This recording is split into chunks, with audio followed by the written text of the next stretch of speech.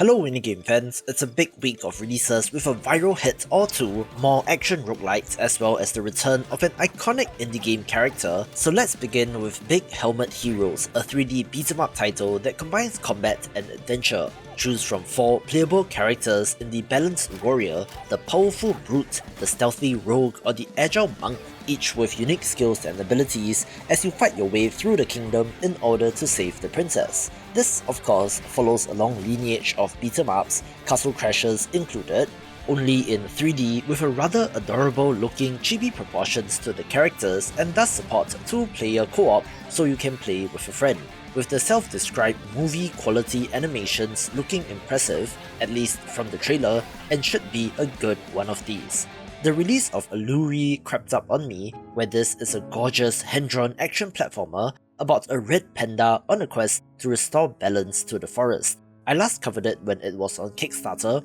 raising a decent 73,000 Australian dollars, which I suspect was in large part due to the adorable plushie that came with certain tiers and simply looks like a gorgeous game, but we'll have to see on the tightness of the controls.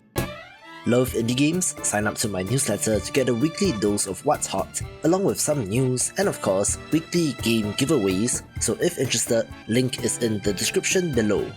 Yes, Vampire Survivors style titles are still rolling out in 2025, with an interesting looking one of these being Valkyrie Squad Siege Breakers, differing in several aspects which might make it of note. For example, you are controlling a squad of 3 playable characters, but can swap out the leader at any time, which affects different ultimate skills. Of course, there is a waifu aspect to this game, but also, you are attempting to break through the enemy's fortified defenses, so it might differ a little bit more in terms of structure, with the boss fights being a highlight as well as permanent progression in the form of an upgradable base, and looks like a decent entry in this space. I last covered Stray Path when previewing the games of the month, being a roguelite deck builder, but where other games have drawn from poker or blackjack, this instead calls upon free cell, which you don't see every day. It is framed as a dungeon crawler, so you are flipping over cards which can have enemies or items on them,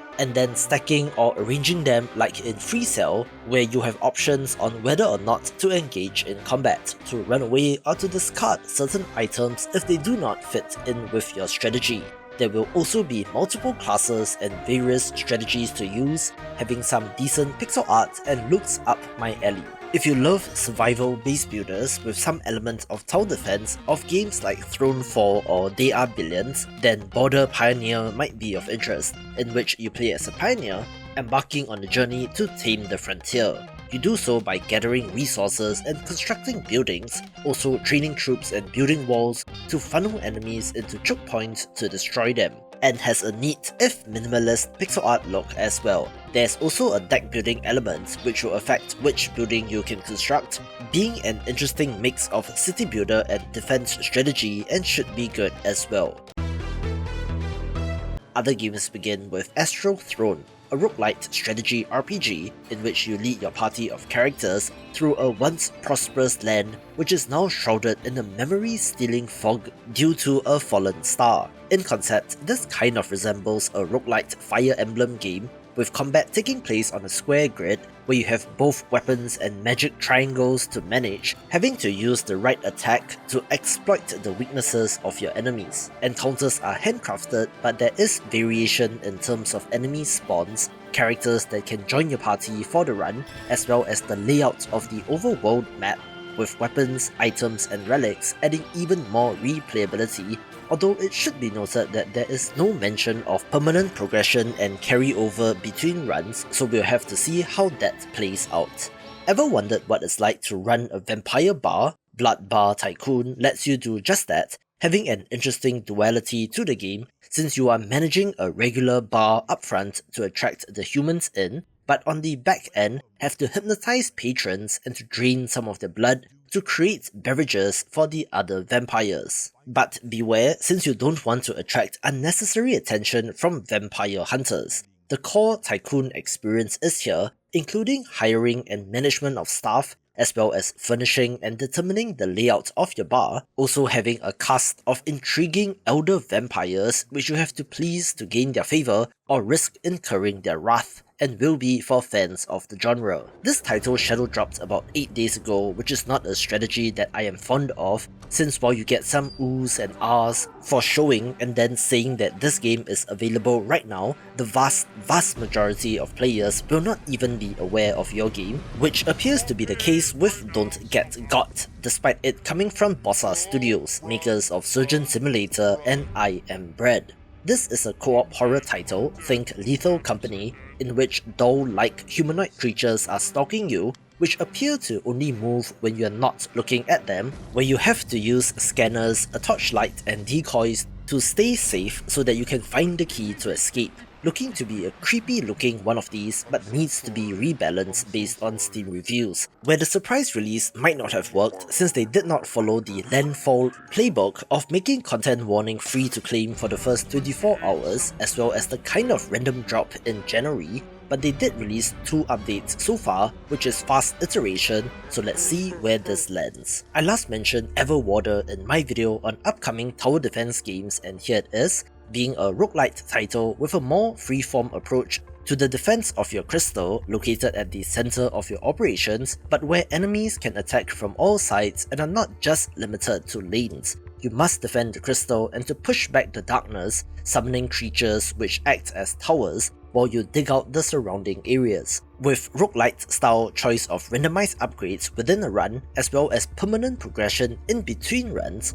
having a neat if minimalist pixel art style and looks fun. Here's a 3D rage game that might be interesting named Get Tilted Smiley Face, in which you play as a potted plant that has to tilt and jump its way up and out of the depths of a city. The core mechanics revolve around tilting and jumping, requiring precise control and timing, where in case you didn't notice, the pot does not have legs, so you cannot walk to reposition yourself with the normal amount of precision for a platformer, with some tricky looking obstacles and hazards to overcome. The pot can break if you fall from too great a height, which I'm assuming means you must restart, looking like just the right amount of aggravating, especially with the smiley face design on the pot. We also have the release of Heinz Honor and Revenge, a single player narrative focused beat 'em up in which you play as Heinz, a secret agent with a reputation as a reliable troubleshooter in handling the most dangerous and difficult missions, fighting back against ruthless criminal syndicates on behalf of your country.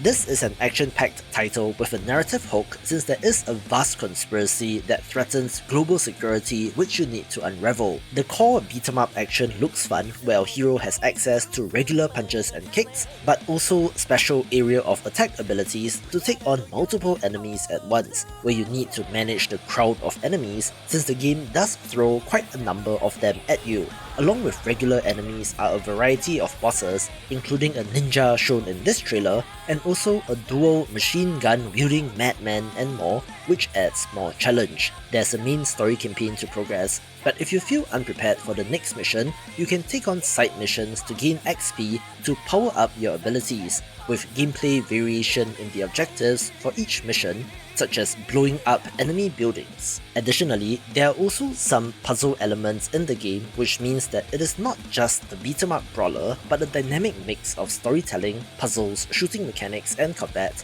having a neat art style as well, especially in character portraits and cutscenes. A demo release of note is Kitchen Wars Appetiser, a fast-paced party game designed for 2 to 8 players that throws you into the chaos of a restaurant, where they must do their best to serve their customers on time, but also engage in strategic combat and theft with respect to their opponent. There will be various upgrades and improvements for your restaurant, which is combined with the hectic minute-to-minute action as players run around like headless chickens, scrambling to serve food, throw entire trash cans over to the other side, or to steal chairs so that customers have nowhere to sit. This appetizer version offers a limited taste of the full game, allowing you to play about 60 minutes or so if interested, grab a couple of friends to try this out, and if interested, wishlist the full game and look forward to its release. This next title simply oozes style, where there is a Makima-looking character in Of the Devil,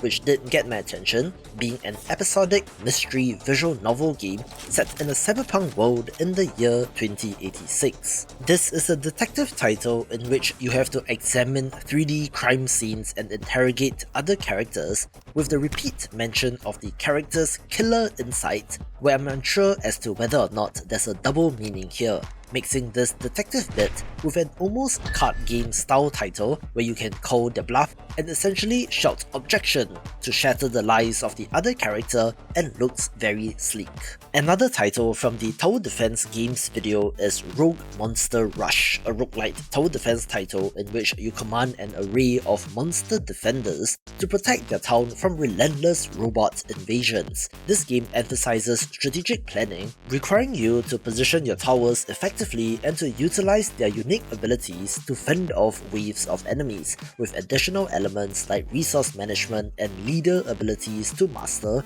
if you want to stop them from destroying your town. Critically, you will be able to place down tiles that form the lanes where enemies will walk, which is an added layer of strategy, with the usage of monsters rather than towers being interesting since these monsters can evolve and have different forms, and looks like it's for fans of the genre. A spooky looking title is Slender Threads, a paranormal point-and-click adventure game that follows the harrowing journey of a travelling salesman named Harvey Green. Upon arrival at a quiet seaside town, he becomes entangled in a series of horrific deaths and must race against time to prevent becoming the next victim himself, since his unexplained recurring nightmares seem to be a foretelling of an inescapable fate. Point-and-click adventure games tend to fall in the more light-hearted end of things, even adding in humour in paranormal titles like The Dark Side Detective, so for a game like this to lean fully into the horror is interesting,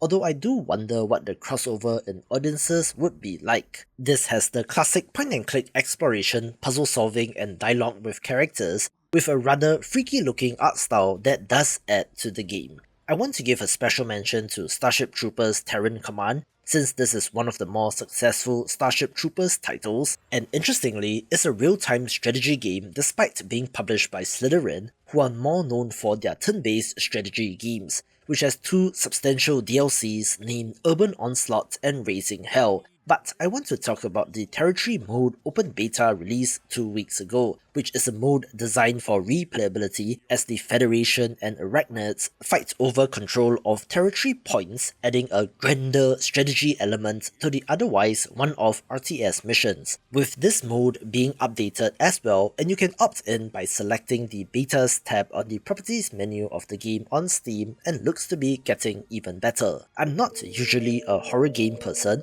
but even I have to admit that Studio System Guardian Angel looks super cool, a survival horror title that has an interesting setup, where in the days before the end of your time at high school, one of your friends reveals that there is an abandoned film studio beneath the school, and just as you are about to explore, things go black, and when you awaken, all the students and your friends are gone and you are left all alone, with the lone driving thought of end the cycle. This is a fixed camera survival horror game where, get this, you can use the fixed camera to defeat enemies and to solve puzzles, which is something that I did not expect, and I'm curious as to how that works, along with a visually stark art style that makes it stand out and will certainly be for horror game fans, and is the hidden gem of the week.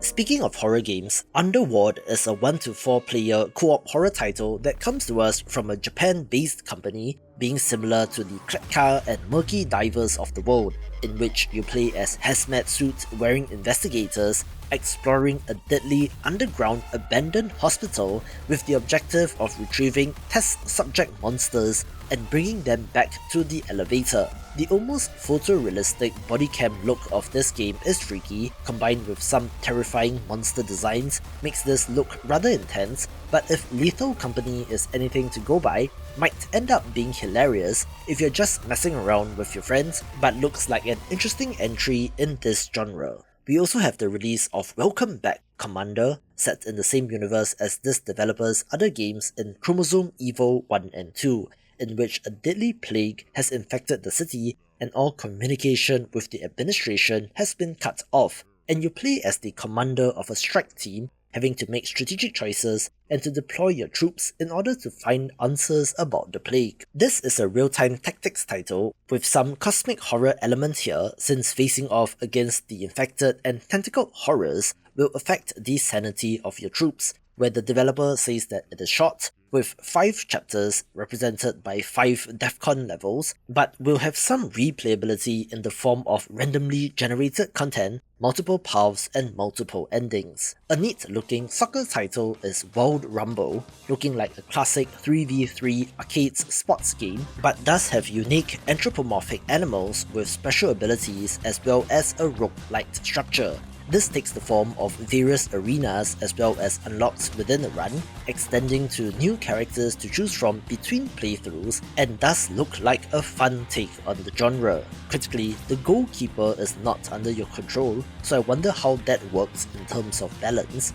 with of course co-op or PvP modes for up to 6 players, i.e. everyone controls one character, and looks intriguing as a concept, but I do wonder how much depth there will be to this game. This one's for indie game developers. The free indie game marketing resources are ready, so sign up via the link in the description below to get it in your mailbox. I absolutely love the idea for this title, since While Waiting comes to us from the developers of the critically acclaimed Moncage, a diorama-based puzzle game, where this title puts you in various everyday situations where you essentially just need to wait, but I guess what you do while waiting is what makes it funny, but at the same time can be seen as an art game of commentary on the arts of patience and acceptance. You're presented with a variety of real-life scenarios, such as waiting at the supermarket checkout line for the cashier to check out the seemingly hundreds of items from the person in front of you, to waiting for a computer to update, to standing around at the baggage claim area in an airport, to getting stuck